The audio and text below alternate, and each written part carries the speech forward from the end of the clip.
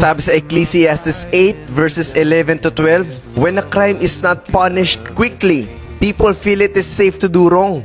But even though a person sins 100 times and still lives a long time, I know that those who fear God will be better off. Sabi dito, hindi naman napaparusahan kaagad, kaya feeling ng mga tao, okay lang. Ang hindi nila alam, naiipon lang yung judgment ni Lord sa kanila. Kaya oras na makatingin ng palo kay Lord, sobrang bigat, sobrang hirap, talagang nakakadurog. Hindi naman talaga tayo nakakatakas sa mga maling ginagawa natin. Akala lang natin yun. At ang mas masakit pa nun, nakakakita tayo ng mga taong mali-mali yung ginagawa. Tapos pag tinignan natin, parang okay na okay naman yung buhay nila. Kaya maraming natitempt na gayahin kasi doon nila sinasalamin yung sarili nila. Pero sa kabila ng napakagandang panglabas, siguradong wasak na wasak yung pangloob. At yun ang hindi nakikita ng mga tao. Kaya naman mukhang maganda at ginagaya. At kahit daw mabuhay pa ng sobrang tagal yung mga ganitong klaseng tao, ay walang-wala sila sa maaabot at mararating na mga may takot sa Diyos. Masarap lang isipin, masarap lang gawin, pero impyerno ang destinasyon. Huwag nating kainggitan yung mga taong gumagawa ng mali, at huwag nating isipin na dahil sa maling ginagawa nila